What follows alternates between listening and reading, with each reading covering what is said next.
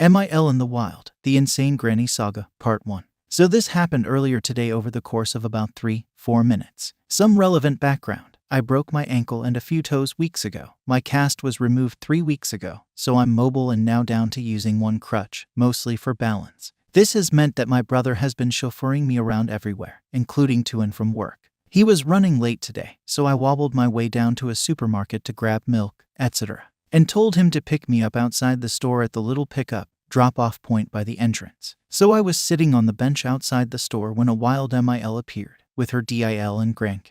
I'm not sure how old the kid was. I'm not good at judging kids' ages, but based on her stream of babbling, I don't think she could speak just yet. She was sitting in the little chair thing in the trolley and seemed to be quite happy. MIL was an older woman who was walking slowly but seemed to be fine. DIL parked the trolley and kid beside me and told MIL to wait here. She'd go get the car so MIL didn't have to walk across the car park. From what I got from the conversation, MIL had been moaning about her feet and wanted to sit down.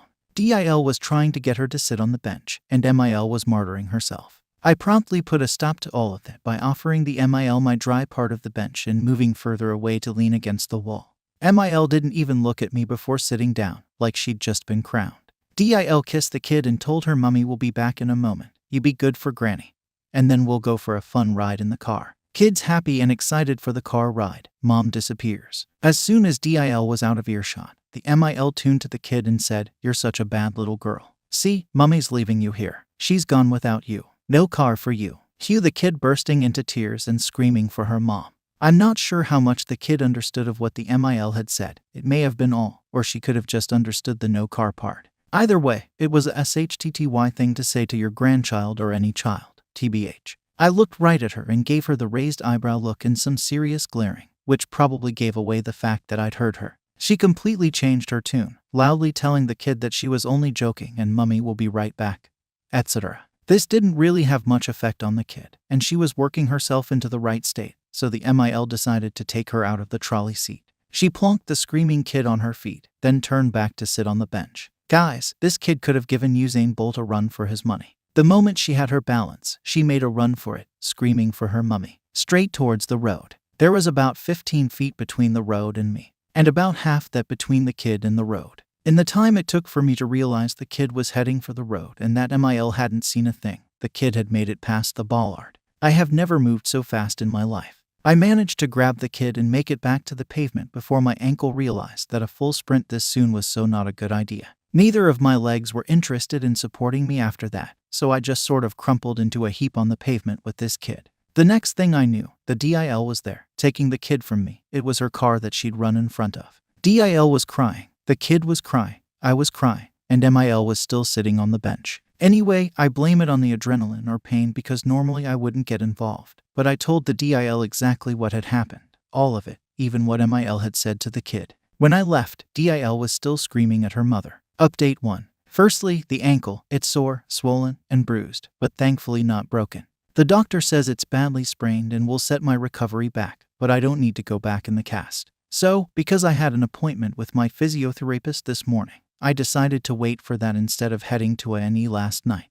Long story short, my physio was convinced my ankle had rebroken and sent me up for an x-ray. The physio department is in the hospital. A nurse, Porter, I'm not sure what she was, stuck me in a wheelchair to take me, and we got chatting. Nurse, so how did you manage to hurt yourself this time around? Me, oh, I chased after a kid that ran into traffic. Nurse, my God, how did that happen? When was this? Me, yesterday. Nurse, wait, was this at this supermarket address? Me, yeah. Nurse, oh, my God, that was my niece. The mother is her mother. Apparently her SIL took off and left her MIL at the store yesterday. She's pretty sure her brother and her SIL are now NC, as her SIL has been pushing for NC, but her brother is a mummy boy and has been reluctant.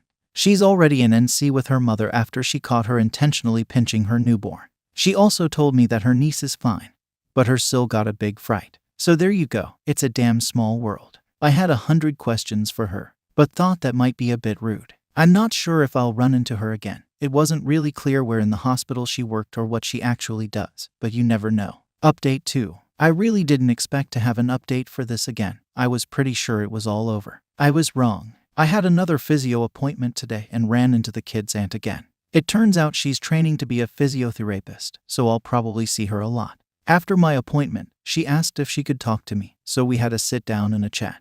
It turns out that insane granny has gone completely bananas. She's apparently got enough sense about her to realize that the kid's mom now has a damn good reason to go NC along with the kid and could now probably convince her husband to go NC too. So, knowing she was probably about to be cut off, she made a preemptive strike against the kid's mom and dad. She called the police and told them about the incident in my original post, except she completely changed the story. According to her, the kid's mom was being mean and neglectful to the kid, and insane granny called her out on it, which evolved into an argument.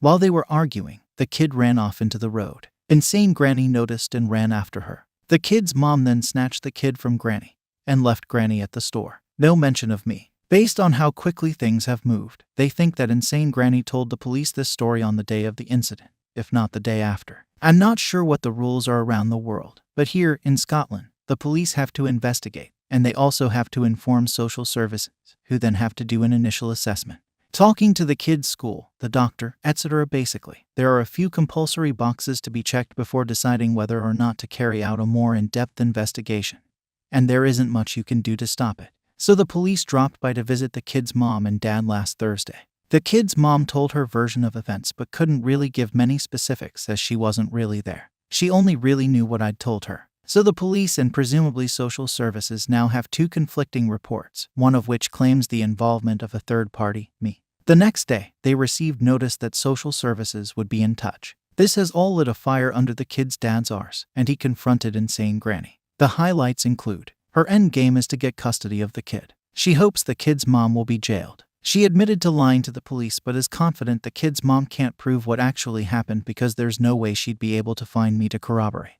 The kid's aunt was told all this over the weekend, and while everyone seems to be sure that both the police and social services won't find any problem, they're understandably nervous. The aunt didn't tell the kid's mom and dad that she'd met me in the hospital for two reasons.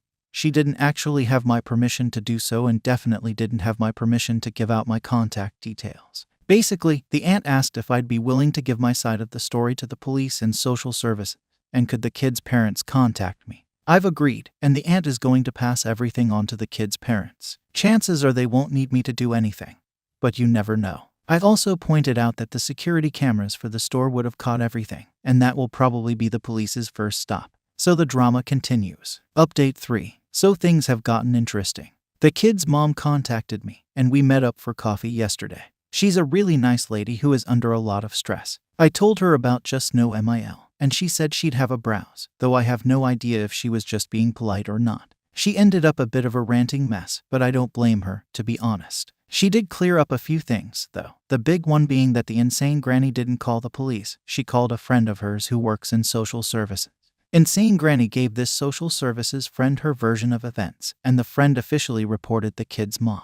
That's how the police became involved. Social services contacted them as they believed the kid to be in immediate danger. The police have found that the kid is in no immediate danger, but they're still investigating what happened at the store. I'm going to give them my statement at some point next week, and that should hopefully be the end of it. Social service, on the other hand, is a totally different can of worms. Regardless of how they got involved, they still have to do an initial assessment and will also be investigating the incident at the store. From what the kid's mom told me, insane granny's social service friend is either pushing everything or is actually in charge of the investigation. So far, the social service friend has mostly been doing her job, though rather invasively. She's allowed to speak to all of the kid's parents' neighbors, co-workers, the kid's school, and the kid's doctor. What she isn't allowed to do is show up at the kid's parents' house with insane granny to try to force a reconciliation. Apparently, insane granny really went for it with the manipulation and gaslighting in front of the social services friend. She seems to be trying to make the kid's mom look like the insane one between bouts of fake crying. I'm concerned about the kid's mom's mental state, saying she must be hallucinating because she is remembering the incident wrong.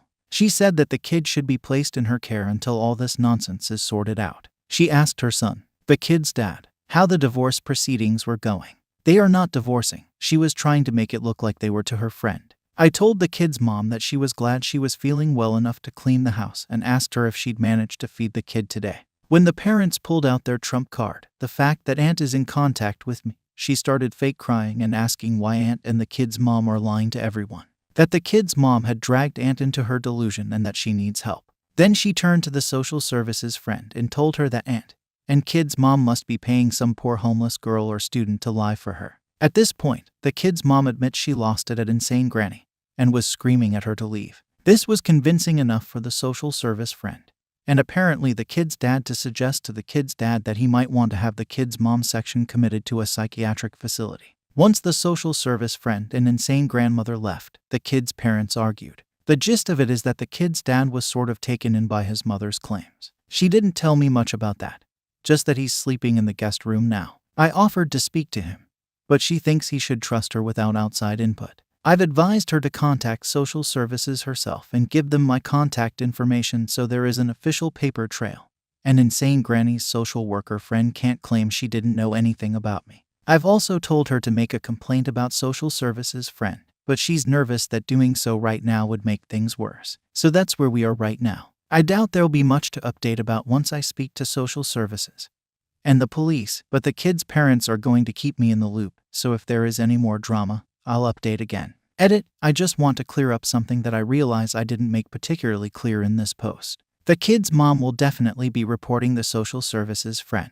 We know what she is doing is illegal. She's just nervous that reporting right now will make things worse. I know it won't, you know it won't, and she does know that it won't. But so far, everyone has turned against her, so I don't blame her for feeling this way. I will, however, talk to her again about reporting her now. I also missed out on this post because I mentioned to her about getting a solicitor. She never really gave me a straight answer regarding that issue, but she's at least aware she should get legal help. Update 4. I'd asked the kid's mom if she wanted me to go and make a statement to the police or just wait until social services contacted me. She wanted me to go to the police as she's trying to get an interdict order, essentially a restraining order against Insane Granny. So I went to give my statement to the police, and oh boy, has Insane Granny done a number on them. After the kid's parents told her that they were in contact with me, she went to the police and told them that I might come in claiming to have been involved in the original store incident. She's managed to weave some intricate lies, essentially trying to discredit me before I gave evidence. This worked to a certain extent. The officer in charge of the case made it very clear that he thought I was lying and had been paid off. He asked me a few times how much I was making doing this and told me I could be arrested for wasting police time and perjury. He was immediately dismissive of me and condescending, which, I'm ashamed to say, I don't respond very well to. I mentioned in a comment on one of my previous posts that I work in forensics and that I've been an expert witness, both educational and reporting, implying that I could be accepting bribes or lying could potentially end my career. No way am I endangering my career because some manipulative old lady has an officer wrapped around her gnarly old witch finger. Unfortunately, I have worked with more than my fair share of people who take one look at me and think I'm some sort of inexperienced daft bimbo. I usually try to assert myself, and if that doesn't work, let them embarrass themselves. It happens eventually. In this case, it happened at the end of the interview when he asked me for my employment details. My official job title sounds way more important than it is. It has the words lead, investigator, forensic, and a few other ones in there that make me sound impressive. This definitely made him sit up and listen. I'm not going to lie. I kind of chewed him out a bit. He'd allowed himself to be completely manipulated by Insane Granny, and I pointed out that it's pure luck that what I do for a living comes with a lot of credibility. What would have happened if I had been some poor student or someone uncomfortable in this type of situation, or, heck, anyone else? So I set the record straight about Insane Granny, well, what I know to be fact. I also filled him in off the record about what Aunt and the kid's mom told me, which I obviously can't prove. So we had a chat, and I got a few things straightened out. One of which was that Insane Granny did, in fact, contact the police after the incident at the store. I was originally told that she contacted the police, who contacted social services, and then I was told that this wasn't true. Instead, Insane Granny had contacted her social services friend, who reported the incident, and somehow got the police involved. It was unclear how. So we think that once Insane Granny made her report to the police and they said that they'd be contacting social services, Insane Granny took it upon herself to contact her social services friend. So we definitely know that social services friends is not officially involved. Insane Granny and social services friend are basically a rogue duo going around town trying to get dirt on the kid's mom. I've reported her, and the police are now aware of her, though whether they just let social services deal with her or get themselves involved, I don't know yet. The officer also told me some of the things Insane Granny has claimed about me. Now, before anyone loses their SHT about him breaking confidentiality, etc., he never actually gave me her side of the story or told me what she said in her statement. All he told me was what she said when she came to warn him I'd be making a fake police report. So she's claimed to the police that someone she knows absolutely nothing about and met for less than 5 minutes. A poor student desperate for money. I have a history of lying to the police. She knows this because apparently I'm friends with the kid's mom's drug addict cousin. I might be a drug addict, she doesn't know. I once tried to seduce her son, the kid's dad, which is impressive as I've never met the guy before. Unfortunately, I gave him all my whats, so I don't have any to spare for you. I also asked about the security cameras outside the store. They didn't manage to get anything from them as they're aimed at the door, not the pickup area. So what's still to happen? The kid's parents will have an official social services visit sometime soon. Social services will most likely want to talk to me. The police will be going after insane granny for wasting police time and filing a false police report. There will hopefully be a follow-up to my complaint about social service friend. Update 5. I don't think you'll need your drama llamas for this update. More likely, you'll need your perplexed alpacas. Anyway, it's more weird than dramatic. As some of you know, because of the state of my ankle, I've been staying with my parents and younger brother for the last few months. Well, on Monday, my mom had the day off and was puttering around the house. My parents' place is in a very rural area of Scotland. Our closest neighbor is 6 miles away, and our house is at the end of what is essentially a mile-long dirt tractor track. It's hard to find, and the only strangers we get out here are either forestry people who missed the forest access road or 1 or 2 brave Jehovah's Witnesses. Google Maps and sat-navs can't find it, and no one delivers out here except the Royal Mail. At around noon, a car pulled up, however, no one got out. This isn't too unusual. As I said, it's usually someone lost. So she hung around at the front of the house in case they came over to ask directions. Instead, after a few minutes, the car left. About an hour later, the same car pulls up, and the same thing happens again. Another hour goes by, and they're back again, only this time 2 women exited the car. They didn't go to the door. Instead, they decided to have a little snoop around. One tried to go around the back of the house, which is currently fenced off as our back garden is being used as a paddock for a pregnant mare and her foal. The other started trying to look in the windows, so my mom goes out and asks if she could help them. They very quickly say no. They were just looking before booking it back to their car and speeding off. Naturally, my mom was confused enough to tell my dad, brother, and I what happened pretty much as soon as we got home. I've definitely been working in forensics for too long, as my immediate reaction was that they were casing the place. Now, we have security cameras. They're not for the house or security. They were originally set up around our back garden so we could watch for when the mare went into labor. They were never removed because the foal turned out to be the reincarnation of Houdini, and then we had the mare covered again. One of the cameras is aimed at the gate that one of the women tried to open to get into the backyard. So we had a little look at the footage. Can you guess who was trying to open that gate? Yep, insane granny was at my parents' place. I have no idea who her friend was, what they wanted, or why they didn't talk to my mom, and I can only assume she got this address from the kid's parents. My money is on the dad. My mom had today off work as well, but she said no one turned up.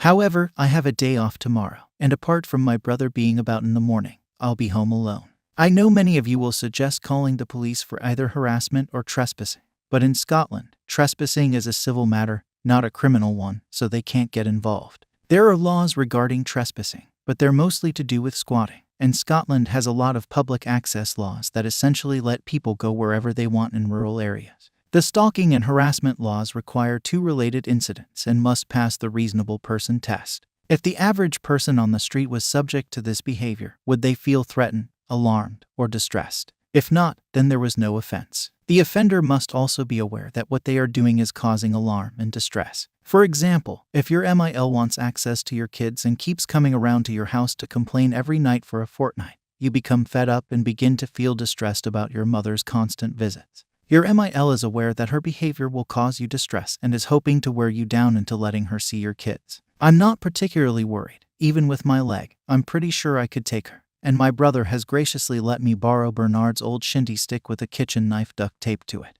When I first broke my ankle, I also gave myself a head injury. My brother and I spent that night and the next day binge watching The Walking Dead, and I think he freaked himself out as 2 days later Bernard appeared. It's too close to Halloween for this SHT. Edit. Okay, the general view is that I should contact the police about this. I'm planning to call both social services and the police tomorrow. I doubt the police will do anything.